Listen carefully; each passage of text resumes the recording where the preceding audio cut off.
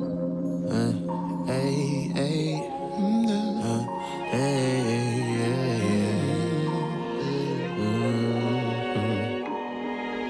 Black man. Wrote a letter to a black man. Keep stepping through it. Black man. You make it, you make it, you make it. Black man. You make it, you make it. Promise you can keep it real, dawg. Yeah, you can keep it real. Pain is not forever, you can heal, dawg. You know, and you will, dawg. Oh yeah. You ain't gotta fake it, no. But you ain't gotta treat it like your heart is really vacant. Faking like you don't got no emotions, that don't make sense. I know you trying to get it going and been patient. Using every skill within you, even latent. Doing everything you can do just to make it. Cause you ain't made it, don't forget the end though. Said you done gave it all to God, what you fret for? Man, even Jesus got some scars, what you scared of? Too busy holding on to stuff should've been let go. See, when you scream into the void, it doesn't echo. But what you speak into existence will surely appear. But see, there ain't no GPS help you move through your fear. You gotta give yourself the drive, put you in the gear. Lack of it ruin your years, listen to me. Black man. Wrote a letter to a black man. Keep stepping through it. Black man. You make it, you make it, you make it. Black man. You make it, you make it, you make it. You from the root to the fruit, you the whole tree. You don't gotta overhoop when you're so free. You don't gotta break the chains when it's on God. You with God, you ain't never lonely. But I ain't saying that they ain't gon' never feel like you are. They pretending that they guys, but in real life you are. Shooting for the green, ain't seen it. Like shaking from the jump, but you still might do a part. Keep swinging, knock it out the course, out the park. Keep swinging, whether it's a match or it's a spark. Keep swinging, even when you shooting for the moon and you miss, you gon' still be out here floating with them stars. Keep swinging, black man, black man. What's up, and welcome back to another episode of Letter to a Black Man, the podcast. I am your host, B. Renardo, and I'm super excited to have you tuned in today. Listen, today's conversation is going to be different. We're rattling the tables tonight. Tonight, I have my sister with me, Deana Drake, and we're going to have a powerful conversation. So sit back, relax, tune in, share it, and get ready for the conversation. Deana, listen, I know we both nervous. I know we nervous. How are you? I'm good. I'm great. You sure? Yeah, I'm good. I promise. Okay, I'm good. Perfect. So before we jump into the conversation, tonight's conversation is going to be about watching Black men self-destruct. Mm-hmm. And the reason that I wanted to have you here is because we need a woman's point of view. Because Black men, we can have a conversation, we can talk about a lot of things, but when we're in it, we don't know what is happening or we can't see the effects of everything. So I'm in for your point of view tonight. I'm in for your point of view tonight. But before we jump into the conversation, introduce yourself to the viewing audience.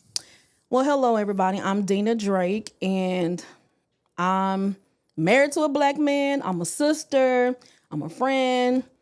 Yeah, I'm here. I'm cool.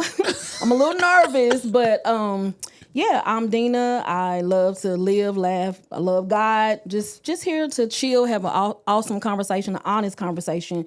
So yeah, I'm just laid back. I'm cool. Okay. Yeah. Listen, Let's do it. I'm super excited that you are here for the conversation because I know that oftentimes, like we as Black men, we sit and.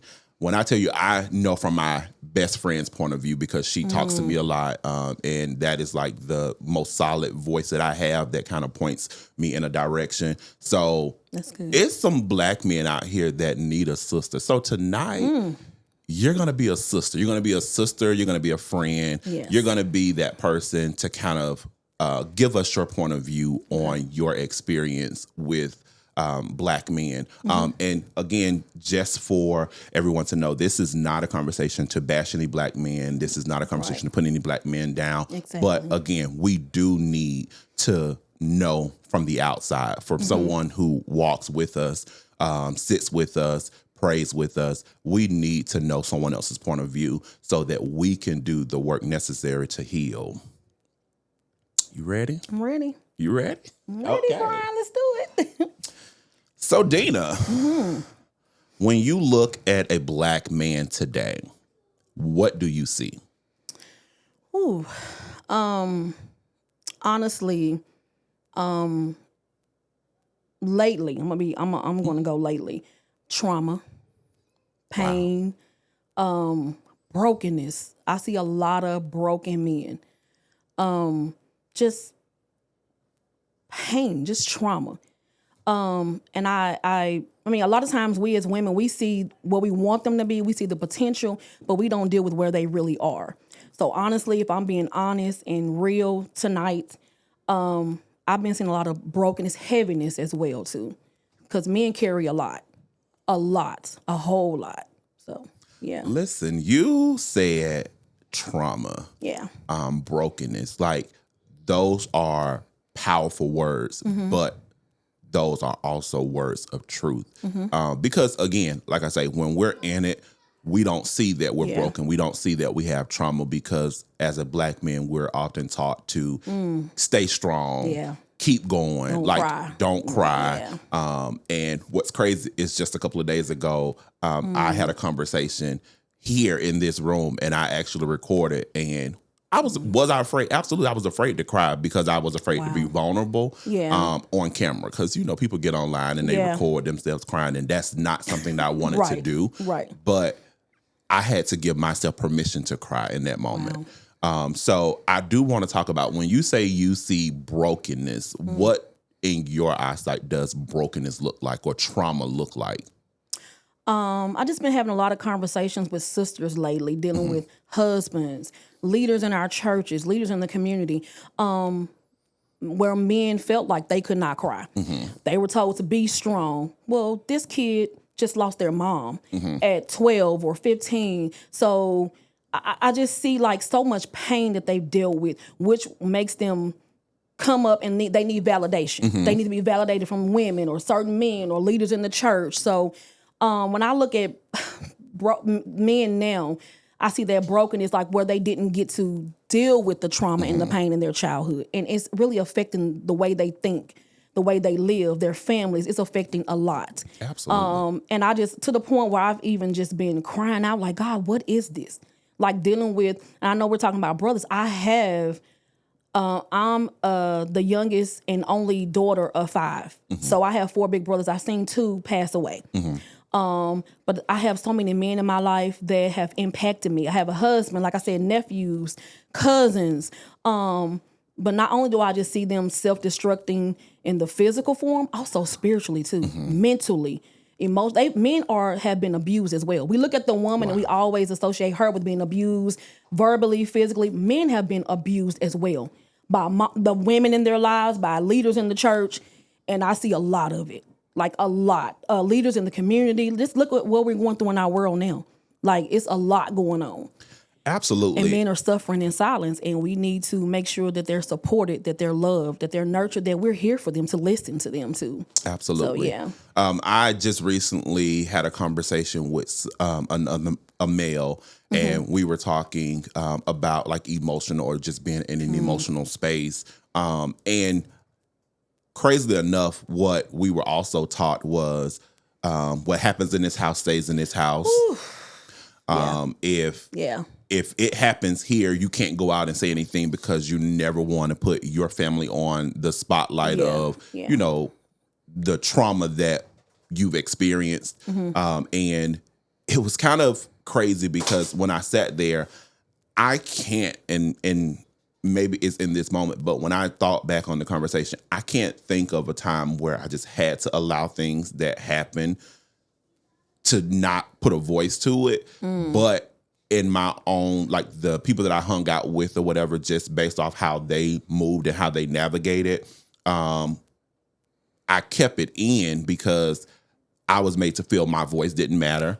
And it wasn't until moving out of my hometown, which I'm from Alabama, and going and hearing about therapy and talking to other guys who have been through the same thing that I've been through, where I was like, okay, hey, hold on. So someone can help me, like a non-biased person, because don't get me wrong, your friends see you and they talk to you, so they know what you're going through, and they're going to give you their point of view from there. But from someone who doesn't know you at all, and they're shedding light, I know I was broken at some point. Like, I didn't know that, but it was in therapy where I discovered that, I was broken. And then in my brokenness, because again, I was taught not to show emotions and not to feel what was going on in the moment, I showed up and I navigated in a way that was not healthy, because when certain conversations arose, I would shut down. Like, that was my safety net for me. I would shut down. I wouldn't,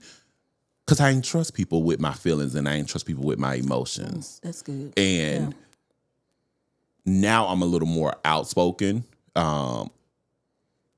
with reservation.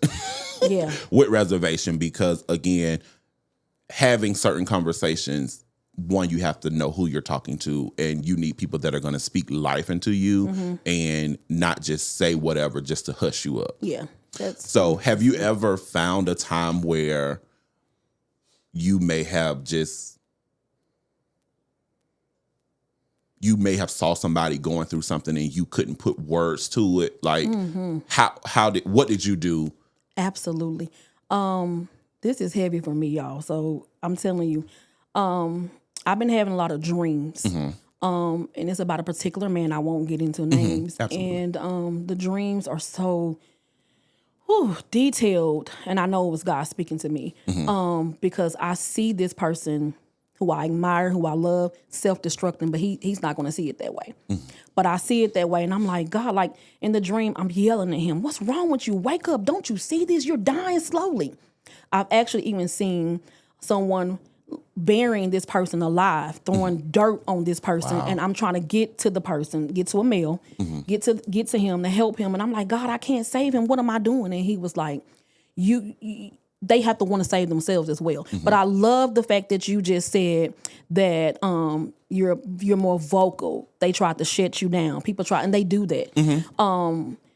And I like when you just said, but I'm fine. Basically, you said you're finding your voice. I even deal with that, and I know this is for men, the podcast, but I even deal with, let me just be quiet. Nobody hears me.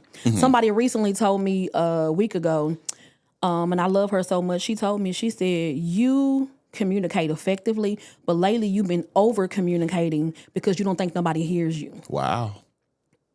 So, and it goes back to my dream, because the person in the dream I respect, and I'm like, why aren't they listening to me? Why can't I get through to them? You're actually self-destructing in the spirit realm. And it's like I'm trying to help. And I kept having the dreams. And when God revealed to me, you got to back up for a minute. You got to kind of chill.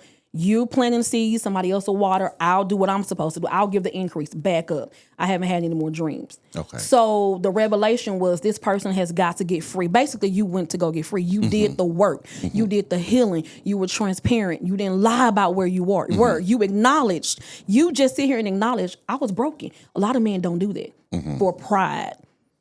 For pride. I got to be in control. I'm the head. I'm head honcho. And they're suffering in silence. And sometimes the women in their lives, it can be a daughter or a wife, can't even help them. So that's what God was showing me in these dreams. Back up. You got to back up for a minute. You did what I called you to do. You're praying. You're doing this. You're sowing seeds. You're going to self-destruct trying to save somebody else. Wow. And yeah. And as a, okay, I think this conversation finna shift. I'm just. Well. Okay. So, you just said so much right there. I know. I'm trying to. And no.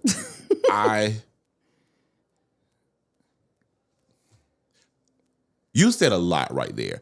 And it was one of those things that, because it's almost like I'm sitting across from my best friend. Because when you see a black man, you see their potential, you see who they can be, you see what they're called to be, and you see them in the natural and you see them in the spiritual. And I think a couple of episodes ago, I was sitting with a guest and I said, my best friend, she was saying, you're supposed to be this person, you're supposed to be, and I was so angry with her because I'm like, who is this person that you see? Because I don't see them. Who is this person? Yeah. Who is this man that you see? Because I don't see She's him. trying to call you out and call you forth. Yeah. Yeah. I mean, And I, for the life of me, could not understand, like, who is this person? But I can sit here in this moment because what you just said just reminded me, and what I felt was the weight of what my best friend was saying, like how you were saying, like you see this person self-destructing, and God is like, okay, you got to back up now because you're going to take yourself down. And then now when I'm looking back, I'm like, okay. And when I said it was going to shift, because it made me feel a piece of emotion that I honestly could not. You put words to an emotion that I could not put words to, because like I saw my best friend like going head over heels, going to bat for this particular person who I am in this moment sitting here with you, who I did not see. wow. Because again, not having a voice or not told that my voice really mattered, I kept a lot of stuff in. I was self-destructing, and I was turning to different things that was not healthy, was not going to put me in a space that was going to allow me to grow. And listen, you did that just then, because now, and I'm sorry, because now I see. Yeah. And I literally felt the weight of what you were saying just then, how you see black men self-destruct, and you're trying to call this person out, but it is not until they want to be free that they can be called out. Yeah. And I don't want to go here, but I am. It's just true though. Think about our men. Think about our black men, the leaders of the home, leaders in the community. Honestly, let's go Bible. God knew that. And I will give you, what's the scripture? He chooses, I can't think of it right now. But basically the men are the priests of our homes. If they self-destruct, what's going to happen to the home? If we're left unprotected and uncovered, what happens? He that finds a wife finds a good thing. That's what I'm trying to think of. Okay. Thank you. So I'm thinking like if the men self-destruct, if they don't get their mental right, even their physical health wise, if you don't get your spirit right, your heart, if we don't deal with the trauma and the pain and the brokenness, who dropped you? I'm just thinking about who dropped you. You know, it wasn't your fault, but your healing is your responsibility. So if they destroy our black men, what's going to happen to the black woman, the black children? That's how I think. I need you to rise above this. I need you. I'm telling you, your children need you. Like, your families need you. The churches even need you. We got to wake up. Like, and it's not just, I know it's just for men, but it's like women, you know, we're called to raise y'all up. If we just stroking your ego, nobody's correcting you, nobody's challenging you, everything is yes, we're not telling you the truth in love, then that's on us too. God's gonna hold us accountable. So I've been really thinking about the black man and what he means, or just men in general. Y'all mean a lot to us.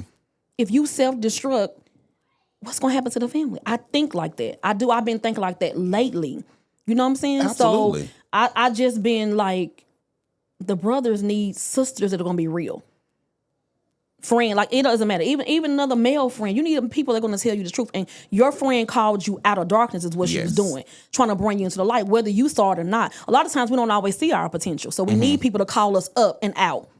Listen. I've been having people do that to me this week, and I'm telling you, I've never been so free in my life. And I feel that freedom, but my spirit is warring with, my spirit is free, but my flesh is still battling, because I want to go back to what's comfortable, what's familiar. And God was like, no, you got to keep moving forward for stuff like this. My brothers need me. I'm raising my niece. She needs me. Yeah. My nephews need me. My cousins need me. My friends need me. I need me. God needs me. You know what I'm saying? So, yeah. So I have a question, because with what you just said, like when I say you literally I don't know. I think this episode fixing to flip upside down. Oh, Lord. But we gon' You helped me relax because I was like, whoo. we go. But because I have you here and I want you to be honest, and I want you to be transparent. In the beginning, I'll go to in the beginning because I know the woman that I'm sitting across from now, I know you are. But in the beginning, without the proper, and I don't even know in the beginning, were you a safe space for a Black man to be able to be vulnerable?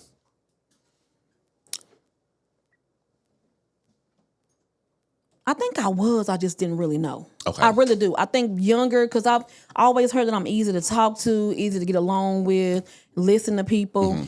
I think I was. I just didn't really know. Okay. You know what I'm saying? You know how you have like an awakening or something like that. And I think honestly I was, because I would, before I got married, I dated certain people. Oh God.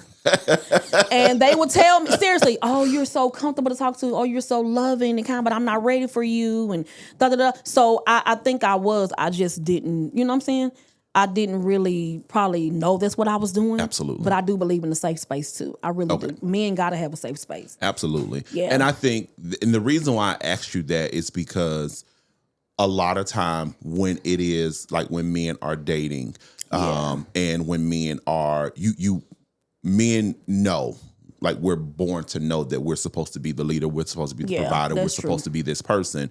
But if we don't have a safe space at home if I done went and worked 60 hours this week and my boss beat me down, can I trust the woman that I'm laying in the bed with at night to be my safe space and where I can be vulnerable and have a conversation and really share my heart and know that she carries my heart. Yeah. Like in prayer or like she will come and listen and speak back life into me because the world beat me up, but I need someone to speak life into me. So that's why I asked you that question. Yeah. Like, and again, the woman that I'm sitting across from now, I know that you're a person, you operate in a safe space. So therefore your husband can come home and he can be vulnerable and then he knows that his heart is protected and safe. It's protected. Yeah. Because it's about the heart. Because again, I think in our minds and in our mental, we're taught one thing. And I think that's also what Black men, our heart and our minds, although they're supposed to be one, they're at war. Because my heart wants this, but my mind lets me or reminds me I'm not worthy of this. Yeah. So if I'm too transparent with my wife or my girlfriend, will she protect my heart? Yeah, that's deep. A lot of women don't think like that though. Some women think I'm just in a relationship, I'm about the money, the status, stability, but you got to protect that man's heart. And I'm going to say this, and I'm going to go here. God had to check me too. Over the last few months, over the last 2 years, I've been really frustrated with I'm be honest, frustrated. And my household felt that. I got to be honest. My baby felt that. She's 16. She felt that. My husband felt that. I was getting headaches every day. But God was telling me, I got to work on, and that's another thing, women, we got to work on ourselves too. We want to hold y'all accountable. I know this is a men's podcast, but we want to hold y'all accountable. We got to do the work too. Absolutely. I can't come home nagging and fussing at my husband, angry. So my house felt this shift. I was heavy. I was frustrated, spiritually frustrated, angry, just angry. And I can tell my husband's very meek and very loving. He's a gentle giant. And my baby will feel, why are you always angry? What's going on? I was angry. And God held me accountable. You got to watch that because, you was a safe space for him. Something switched. So you got to work on your heart and the anger because they feeling that in the household. Like you said, I love the fact that you pulled that out because women, we don't think like that. It's all about some women. It's all about me. See me, but he's hurting. He's broken. You want him to minister to you and see you, but are you ministering to him? You know what I'm saying? So I had to check myself. It was a moment I'm not going to say I wasn't a safe space, but I was angry. So the household shifted. It was the atmosphere was terrible. And I can be real and admit that. I can own my stuff. I was messed up, but it was some stuff God was dealing with me. And now, like I said, I'm getting free, so I see that. But I didn't want to do, I didn't want to take my frustrations and anger out on my husband or my family, because again, he's my king. He was worried about my protection. I'm angry and I'm thinking he didn't hear me. He don't hear my voice. My voice don't matter to him, but he just didn't know how to handle it. And he was asking God to help me be what she needs to so I had to throw that in there too, because we got to be held accountable too. And you all need that safe space. If I'm going out and telling all your business, I know women that tell everything about their men. I'm like, why are y'all discussing that? And then when somebody take them, you're going to be looking foolish. I'm just saying, like, you got to be careful. Like, they need, you all need that safe space. You know what I'm saying? That is so true. So yeah, I had to just throw that in this a little plug. And that was, and I think that was necessary for this conversation. Yeah. Because me asking you, were you a safe space? Yeah. And you say, yes, thinking back, yes, I was. I couldn't put a word to what I was, but I knew that I was a safe space. And then again, as our hearts need to be protected, but who we're in one with, hearts needs to be, like, our hearts has to mesh together in order for us to be a happy, healthy family, a happy, healthy home. Especially because we are taught to be the provider, the protector. And it's a war out here, y'all. It's a war. Like it's so much, and I don't want to take it to. It's so much going on in the world. It's so much, like, it's so, like, a lot. When I tell you, it's heavy. As much as I say that I'm not, I'm sometimes afraid of being a black man. I feel that. And the reason I say that, and don't get me wrong, I love my blackness. I love who I am. I love who I was designed to be. Right. But every time, that's why I do not watch the news. I don't either. Every time I watch the news, it's a innocent black man that is being killed, and it's like, you don't even want to hear our story. Like, you don't even want to hear our side. You already mentally have made up your mind on, I'm an angry black man. Yep. Already. When I tell you, I had first moved to Nashville, and right there where Monell's is by the airport before they closed it down, I was going under the bridge, and I don't have tinted windows on my car at all. And maybe I was speeding a little bit, And that was my first time getting pulled over in Tennessee. And I don't have tinted windows, but and I was listening to gospel, and I had just left Monell's. I'm feeling good. I ate good. I had that fish and chicken. Listen. And I ended up going under the bridge, and I saw a police officer to the side, and they had the lights on. I'm like, who's speed? Who's speed? Not knowing they waiting on me to come across.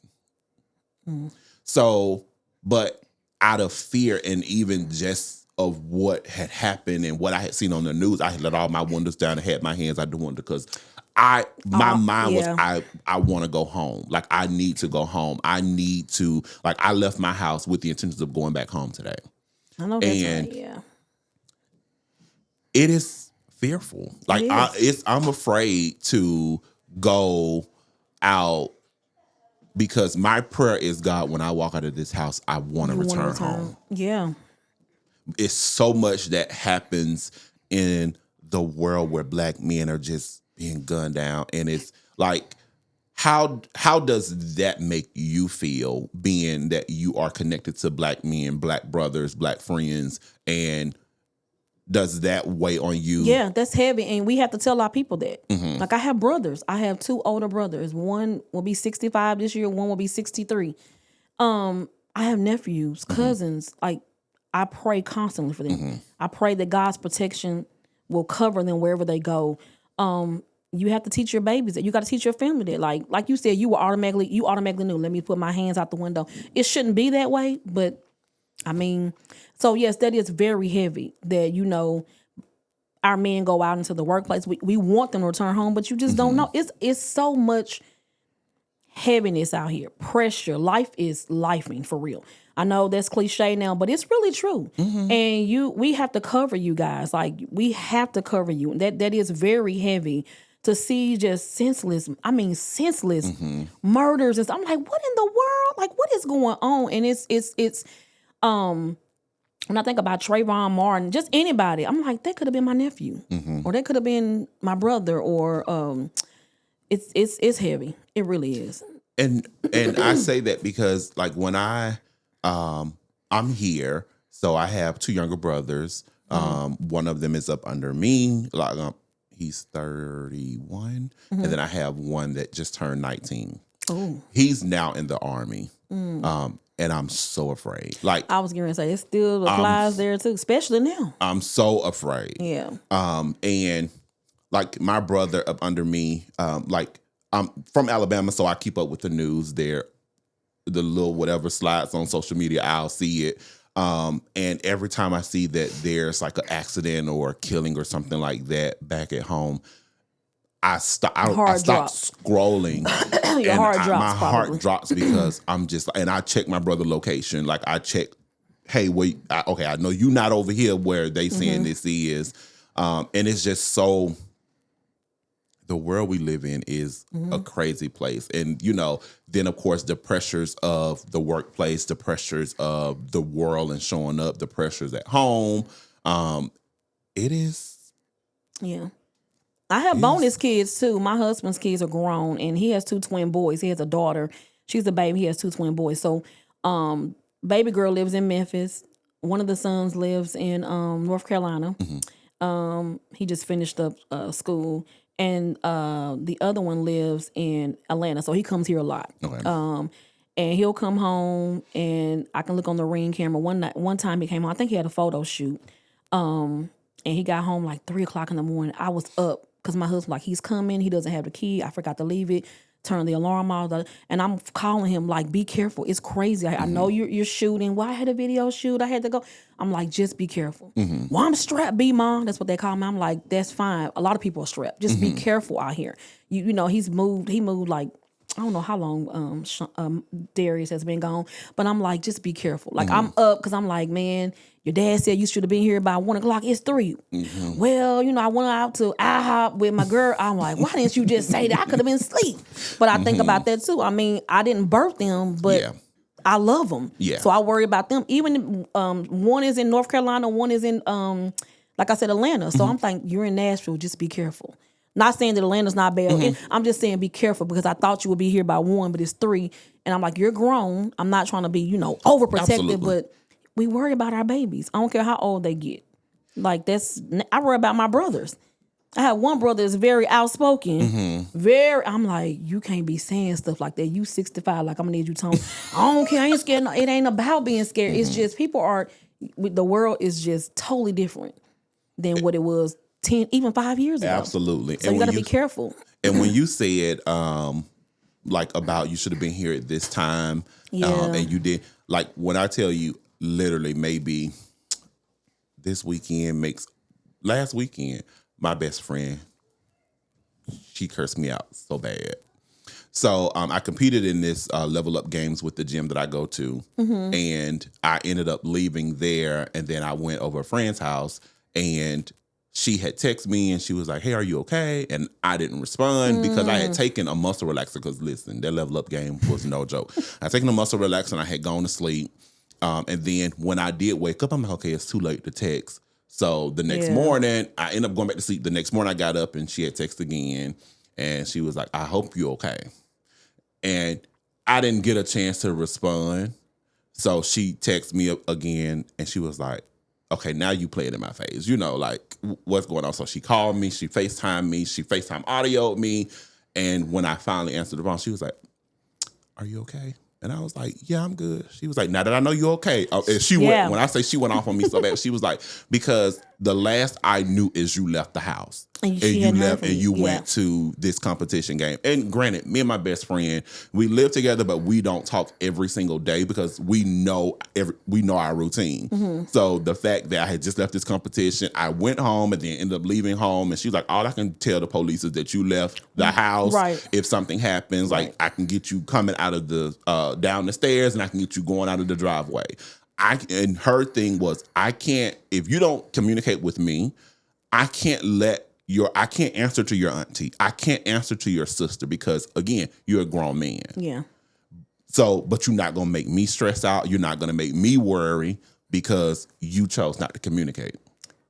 I was like, are we going to get into communication about the brothers? Because that's my pet peeve.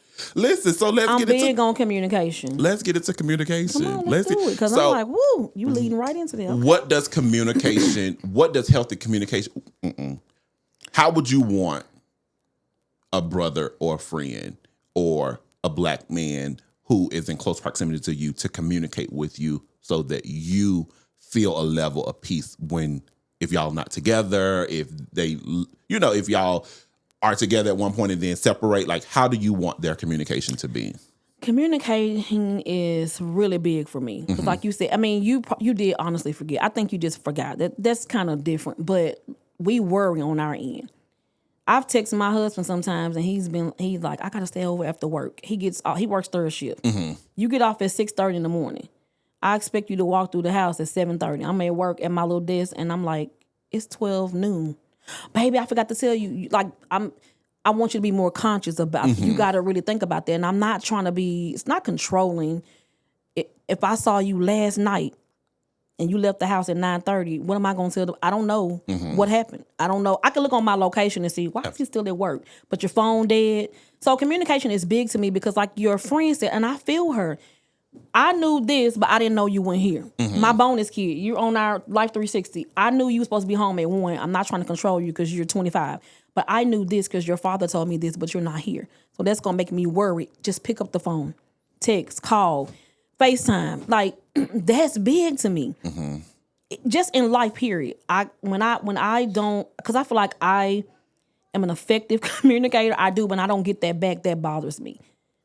I mean, it's like picking up the phone, just calling, a text goes a long way. Because think about the women on the other. If we did that to y'all, my husband will freak out. He's calling me. He's watching my Life 360. Why are you going to the gas station at 9 o'clock at night? You should already have gas. Why didn't you tell me you need the gas?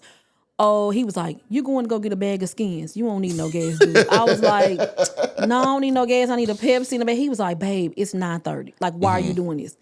I was like, why are you watching me? Let me turn. And he'll be like, don't turn their location off. But like, so I think about how you guys feel about us. So communicating, just simple, and men shut down when it comes to communicate. I don't think you guys mean to. I think it's just your way of coping. Like you said that earlier. My husband has said that if I can't process stuff as fast as you, and if he said you'll ask me one question, and before I can answer that one question, you don't already ask 30 more questions. So I'm trying to go back. So I have to realize you like we're kind of wired different. But I'm like, baby, pick up the phone and say I'm working late, or just communication is really big. You got to be able to communicate in life. I don't know how people function like that. I'm not saying just to be talking without any substance or anything. I'm saying like communicate. Like it goes a long way. Listen, I wonder why it's so hard for y'all to communicate. I'm sitting here and I'm sitting across from you and I'm like smiling because it's almost like I'm talking to my best friend. Like because how women are, she'll ask me a question. And I'm trying to get my words together. And because I'm not moving fast enough, she'd have asked me 15 other questions. And I'm just like, you know what? I don't even want to talk. I don't got it. I don't have the mental capacity to have this conversation with you right now because you asked me 30 questions in less than a minute. All different questions. Yeah. What you want me to answer first? Yeah, that's why my husband, he was like, babe, you just asked me what I want to eat. And then you done talked about going to a concert out of town, this. He was like, and then when why aren't you answering me? Why didn't you call? He was like, I'm here still at step 1. I'm still back here at step 1. Yeah. And my best friend, when I get to talking, she'll say, make it make sense before I get mad. And I'm like, well, I really don't know what I don't want you to be mad at me. I don't want to get upset. I'm going to come back We'll come back and have a conversation. Like, let me get my thoughts together. Let me process all 50 questions you just asked me. But, and what I will say is, even in that, women act from a place of concern, and women act from a place of, I know you know better. Yeah. You know better. And unconsciously, sometimes we move in a way where our minds may know, and I'm not speaking for all men, but I know sometimes, like, my mind will know, like, yes, I could have sent a message when I woke up and said, hey, I'm okay. Because that's all she wanted to hear was, I'm okay. Yeah. But I didn't even do that, because I'm like, okay, well, I don't want to text so late because I'm taking into consideration you sleep. And then when I wake up the next morning, I still haven't responded. Now you go into, okay, I saw you at this competition. I saw you leave the house. I don't know where you are. And crazy enough, we don't share locations because we do the same thing over and over. And I was debating. I'm like, okay, I'm just going to send her my location, because she was like, I'm not going to worry about you no more. I'm not going to. And I'm like, no, don't We do say that. that I was like, no, don't do ain't that. true. Don't not worry about me. That's not true at all. I was like, don't not worry about me, because, again, when you talk about safety, women, honestly, some women are a safe space for us. And then it is those women who are safe spaces for us, where we're like, okay, I'd rather sit here and get the lecture from you, because I know your heart's intention is not to bash me, not to make me feel any type of way, but it is because you care about the person who you see, which, again, at the time, I didn't understand who the person, I'm like, who is this you see? I don't see them. But now I understand. You see this person and you're like, okay, so you need to communicate, because I was a bad communicator. Most men are. You weren't supposed to agree to that. Yeah. Jesus. Oh my God. You was a bad communicator. I'm so sorry. Thank you. See, you done shook us up. See, you weren't supposed to agree. Lord. You weren't supposed to agree to that. It's true though. But you were a bad. I was a bad. Look, see, you done got me all shook up. I'm sorry. I was a bad communicator. But I think now I'm in a space where I'm like, okay, let me do something different. Because if you want different, you do different. Yeah. That's true. Again, I feel like there are areas that I can communicate differently in, or change my way of communication to make it make sense. Yeah. And a lot of stuff that my best friend taught me, and you may hear me refer to her a lot because I'm sitting here with a woman. So, and my best friend is a woman. So I now know. Yeah. I now know, because, again, women hold us men at a higher standard, where sometimes we want to be, not knowingly but unconsciously, we want to be great, but we don't know how to be great. That's true.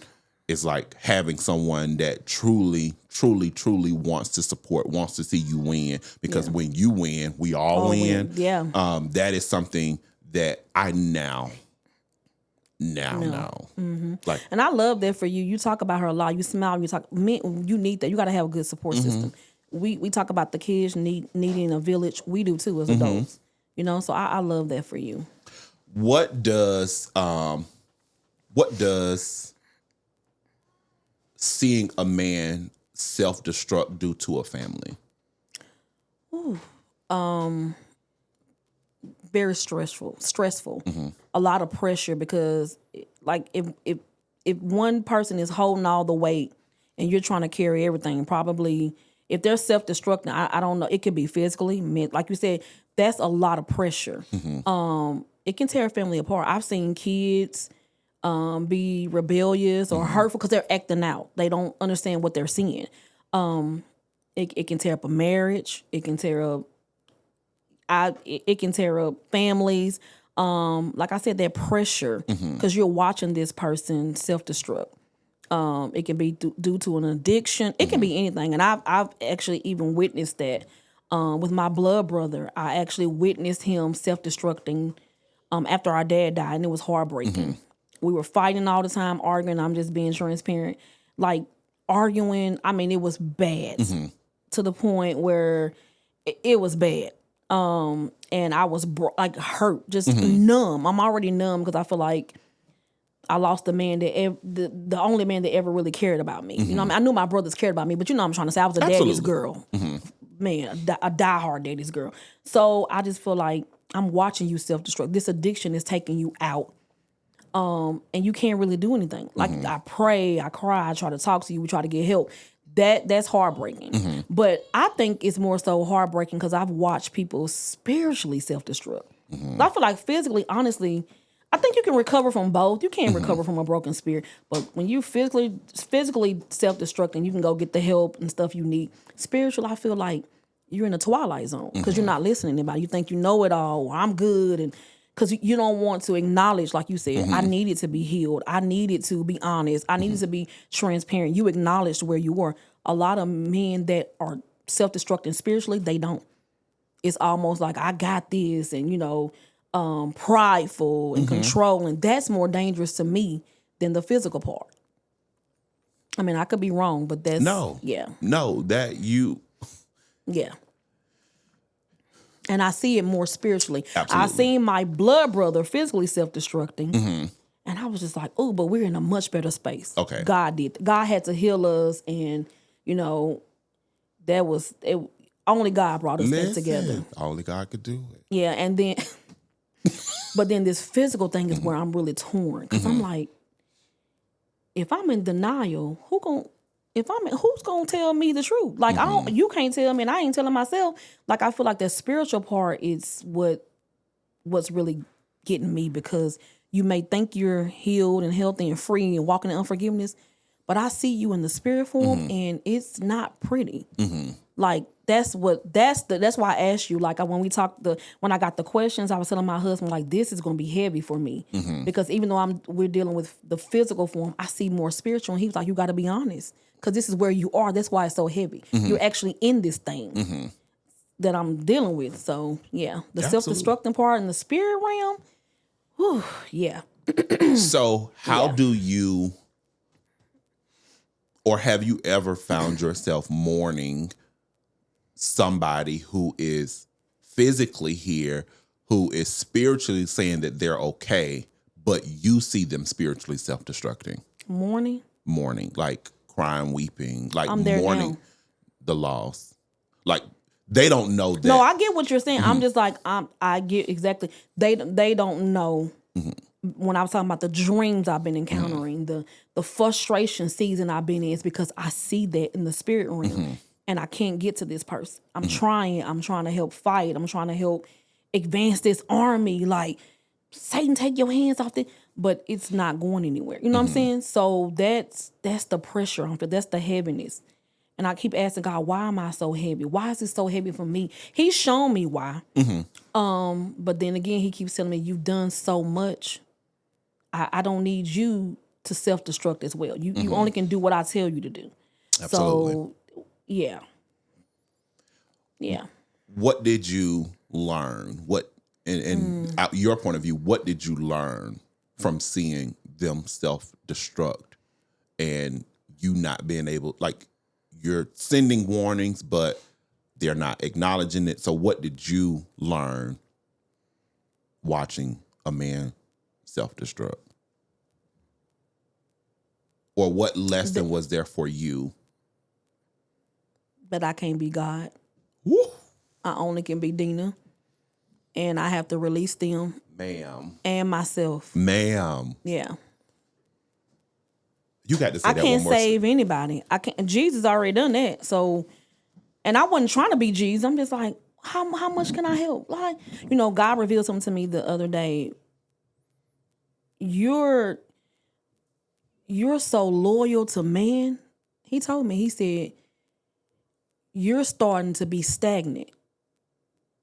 You're so loyal to man, not even by default, by design.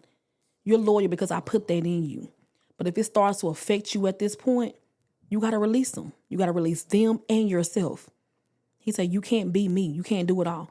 Some plants, Apollo's water, whatever the scripture is, some plant, some water. I give the increase. You trying to plant, water, and do me. Back up. Ma'am. Yeah, seriously. Ma'am. Miss Deana. Yes. The way I could have flipped this chair upside down. Please don't do it. I done dropped the water already. Listen. Flipping chairs, dropping water. Because I'm just going to have to sit with that for a moment, because you said, I can't be God. And oftentimes, that is something, not even just women, because men want to be God to a certain extent. Like for me, if I was to say, oh, I'm wanting to encourage someone, I'm wanting to encourage them. I'm wanting to again, plant, water, and give the increase, because I see you being greater than who you are. So like, and I will go to say the reason for me doing this podcast was because I would see podcasts and I would see most of them around relationships and most of them on like, again, you have some surface level conversations, but I wanted to dig deeper because a lot of the conversations that were had, I felt that some of them were surface level where we sweep a lot of stuff under the rug. And I wanted to have the conversation where we got up under the rug and we started picking apart what was. And even in that, I was like, am I ready for this? Am I ready for this particular space? I did it. I stopped it. And it's like God brought it back because he was like, your voice is needed. Your voice is necessary to have these conversations where you get under the rug. And if we're getting up under the rug, we all know it's junky. We know it's full of dust and you don't know what's under the rug. But I'm sitting with the brother and I'm going to get up under the rug with you because what you've gone through, I've probably gone through. Yeah. What you've experienced, I probably experienced. And to go back and say that sometimes I never wanted to be God. I never want to be God. I want God to be God, God to do his thing. But the way sometimes we respond, the way we go in and we try to always be the safety net or their saving grace. And that is like, this person will never learn the lesson if you always keep saving them. Yeah. They will never learn. Like, I keep putting them, like God is saying, I keep putting them in this situation for a reason. Because they haven't learned the lesson. But then every time I put them in this situation, you keep saving them. So they're going to have to keep, and little Joe over here getting woe out because he keep going through this. And he's like, I passed this. No, you can't you haven't passed it because Deana tried to save you. Brian tried to save you. And you're learning, but you're not letting me be God. So listen, you almost told me up with that. I could have. Seriously, like you said, you ain't trying to intentionally be God, but you're doing it unaware. Like, you're like, let me step back. Like, some people got to go through stuff. Yeah. And I think, and sometimes it's hard to know the process, know how they can get out of it, but you can't give them the answers to the quiz. Yeah. Because it is meant for them to take this test. I got the answer key right here, but I can't let you cheat off my paper because now the next test I go through going to be worse because I done gave you the answer. And I'm not even equipped because I was too busy helping you get through your test that I ain't even prepared for mine. Yeah, you did that one. What I want you to do now is for a black man that is in your life, and I want you to look at your camera, which is right there. For a black man that is in your life, I want you to speak a word of encouragement from a sister, from a friend, from someone who's in church with them. I want you to just, whatever is on your heart to speak, however, whatever God give you. I'm going to say whatever God give you, but whatever is on your heart to speak to a black man, a black brother, a black friend. What's on your heart? Like, what would you tell them? Hey, black man, it's your girl here, your sister. Listen, I love you. I support you. You matter. Your voice matters. I don't know who dropped you. It wasn't your fault, but the healing is on you. I love you. I support you. I'm a safe space for you. God cares. I've been really studying about Elroy, and that's the God who sees me. He's been showing me that he sees me, and I want to let you know, I want to share that with you. Elroy sees you. El Shammah also hears you. Those two names of God has really been, I've been like studying that thing for like the last month. And when I tell you, it's had me stretched out, crying out, because it blessed me, because when the world doesn't see you, he sees you. And I know sometimes we want people to see us. We want them to validate us. God has already validated you. He's already put his stamp of approval on you. I want you to go forth. You can do great and mighty things. You are a king. You are valuable. You are the apple of God's eye. You're the head and not the tail. You're the priest of your home. You are a good father. And you matter. Like, you matter. Elroy loves you. He hears you. He sees you. So go to therapy if you need it. Communicate. Find your safe space. Find your tribe, or if it's your wife, go to her. It doesn't matter. Your friend, your children. Find your safe space and just let God be God. That's all I got. Thank you. Because I heard you when you said that, but I also heard your heart. I did hear your heart. And sometimes, again, I could say the very same thing. But I think when it comes from someone who is outside of what we look for, to speak to the man that is on the inside of us, because sometimes we try to hide behind the little boy for safety. So for the man that you spoke to the man, like you spoke to the heart of the man to let them know that they are worthy, they are necessary, they are needed. So thank you for that. I truly hope that in this conversation that you and I have had today, that a man will know. Me too. I hope that a man will know that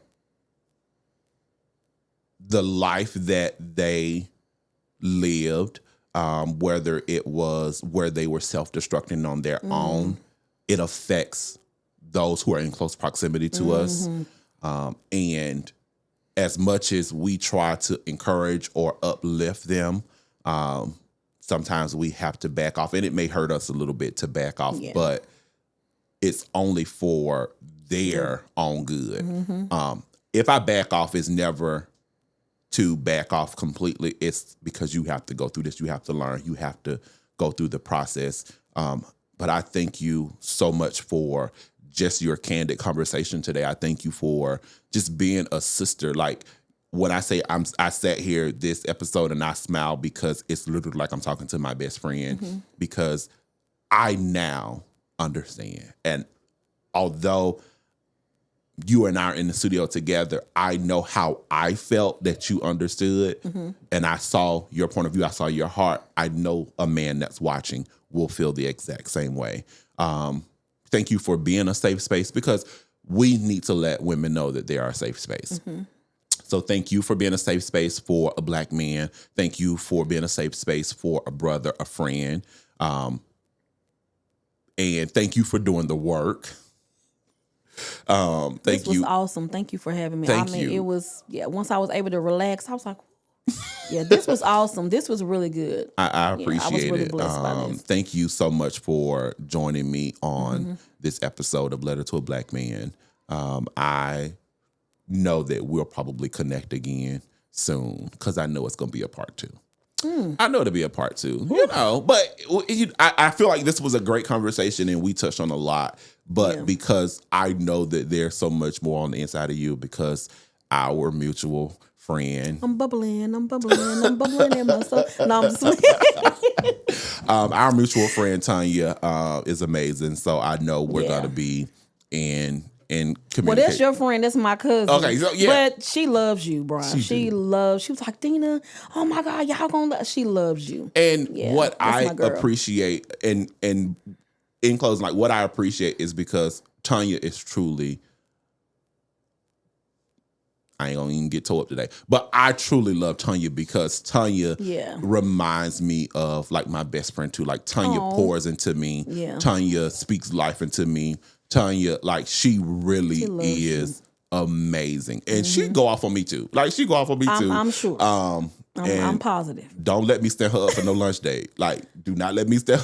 I'm sure that's LaTanya. Yeah. So I'm thankful for her for putting us in each other's path, and I thank you for your point of view today. And you have a sister in me. Just know that if you need to reach out, call me. I'm telling you, I don't meet any strangers. I'm genuine. I mean that from my heart. Thank so you. if you just ever need to shoot me a text, hey, you want to just, hey, I'm here, and I really mean that seriously. Thank you. So thank you so much for tuning in and watching this episode of Letter to a Black Man, the podcast. I had my sister, Deana Drake, on, and we had a powerful conversation, and she shared her point of view. So until next time, Black men, take care of yourself.